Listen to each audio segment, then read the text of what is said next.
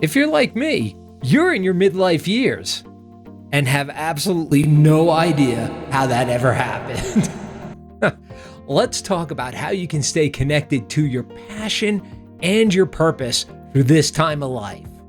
This is the opportunity for you to focus on you and live some of your best years. As of late, you may have been focusing on everybody else around you. And now that it's about you, you don't know what to do. And this is actually something that is a challenge for a lot of midlifers. I'm talking to you, Gen X. Well, you're going to get clear on what gives you purpose and what you're going to do about it so that you can feel inspired and motivated and certain about where you're going in the future. Sound good? Let's get into it. You know, midlife isn't about dealing with getting a little bit older, some of those graying hairs, or that sudden urge to go out and buy that really expensive toy. It's also a time of reflection. It's a time to sit quietly and ask yourself, so now what is my purpose? And if you don't know, don't worry. You're not alone. Tackling the question of what is my purpose? That can be daunting. So I'm encouraging you to make sure you follow all the steps that we outline in this video. Having purpose, it gives us clarity, it gives us priority, and it gives us direction in our lives, no matter what stage of life that we're in. Knowing what's important, why it's important, can bring meaning into our lives. If you're having an epiphany, then you're off to a great start. Congratulations. If you're not, hey, don't worry. Don't let any of the fear and the anxiety start creeping in yet. Okay, we're going to follow the exact same process that I do for just realigning myself with my purpose and my passions. We're going to keep this very simple and easy to work with. So go ahead, get yourself a pen and a piece of paper. I'm going to put up a really fun, easy to work with graphic. And I want you to start with this question. What makes you happy? Now, just write down some brief answers, just a couple of words for each answer that you have, and go ahead and fill that in. Now, I'm going to stretch you just a little bit. Think about your past, even your childhood. You have grown, you've matured, and you've had many experiences to learn from. And I'll bet there are things from your childhood and your teen years that made you happy, helped you to feel fulfilled, that maybe you're not doing today. What are they? What are some of those things that you wish you were still doing now? I grew up like a lot of you, playing with Legos as a child. I would actually stay home from school, cut for the day. Well, actually, my mom might be watching this. So the story really should go, after I came home from school, I would play with my Legos, which I loved to do because it was very creative. I enjoyed building things with the Legos. And I think a lot of kids still enjoy that today. I learned later in life how much that I enjoy building things, being creative, solving challenges. And that came from playing with Legos. Are you thinking of some things that make you happy? Go ahead and write them down. I'll use myself as an example. Things that make me happy. Public speaking, playing music, building things, going on new adventures. These are all things that bring me joy and make me happy. Okay, so next, what are your values? Now, values are different things like friendship, purpose, order, honesty, integrity, and there's a lot more of them.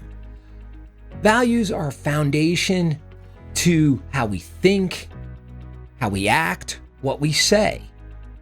So they're very, very important. I like to use this values card deck. It has 83 different values and their definitions in here. for you to look through and help you to determine what are your most important values. And I would tell you, you really do want to spend some time with this. Go ahead, Google it, look for the personal values card sort, University of New Mexico. I'll try and make sure there's a link below that you can get right at it. It's a great tool and it'll help you to figure out what are my most important values, and then spend some time in thinking, why are they my most important values? Although for this exercise, we're just going to jump right in and assume that you've spent some time with this. For right now, just write down the values that come to you right away, like top of mind, the values you think that people recognize you by.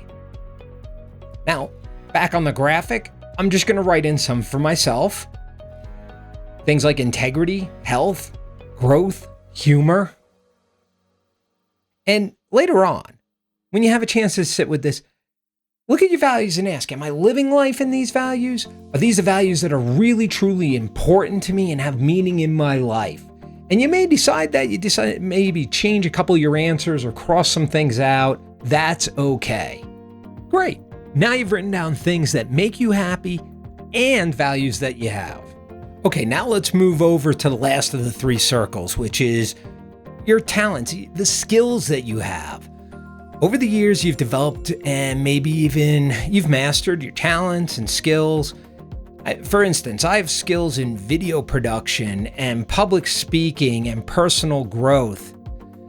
And you may have gotten proficient at some things that you really enjoy doing, but maybe they're not the ones that pay the bills. So what talents, what skills do you have that you want more of, you want to grow because you enjoy using them? Go ahead and write those down. Okay, now let's bring this all together. I want you to start by pushing aside your limiting beliefs. The things that are already probably starting to creep inside your head that are saying, this can't be done. I don't have the talent, I don't have the experience or the skills to do this. Push all those limiting beliefs aside. I want you to focus on what is it that you want in your life that you are willing to accept nothing less than that. Between all the things that make you happy, the skills that you have, your values, where do you see the connections? Like, where do you see that there's enough passion between these things to do something that you would call your purpose? Maybe you feel passionate about starting a new hobby or pursuing something that you already love at a deeper level. Or maybe it's to start a new business. Right, I can create meaning and direction in my life by, and finish that sentence. Let's finish with my example. I can create meaning and direction in my life, well, by creating a YouTube channel and talking about getting through the challenges of midlife. So let's go ahead and take a look at how this might play out for someone else. So maybe helping people and being a part of something bigger makes you happy. You have values such as charity, giving, and community. And you have skills in leadership and teamwork. You might be thinking that I can create meaning and direction in my life by volunteering 2 times a week at my local food bank. That may be just the right thing that brings passion and purpose into your life. Now get some meaningful goals for yourself. It is time to take some action and create some momentum. Take any limiting beliefs that you have right now or any fears that are creeping and push them away. Because now is the time to just not care what other people think. You don't have to go crazy. Just try and keep it simple. Don't overthink this. As a matter of fact, don't even get concerned with the how you're going to get things done. Just focus on 3 things, 3 simple things that you think you could start to do, that you can commit to, that'll get you going. Okay, write them down so that you have it and you can see it on a piece of paper or somewhere that you're going to see it often. Now is the time to start living a life of purpose that has passion and meaning for you. Remember, rediscovering your purpose is a personal journey at a very important time in your life. At midlife, there's a lot of people who struggle during this time because they haven't stepped back and taken the time and gotten clarity and priority and direction around the meaning in their life, connecting their passion and their purpose. It's not a race. There's really no right or wrong answers to this. So spend some time with it and enjoy the process. And before you know it, you're going to find your very own unique slice of purpose in life. If you haven't done so already, then go ahead and hit the subscribe button. Get yourself a slice. MidLife Pizza Slice is going to be bringing you content on living well in your 50s, whether it's health, personal finances, or happiness. New episode is going to come each and every week. Until next time, keep living your midlife to its fullest.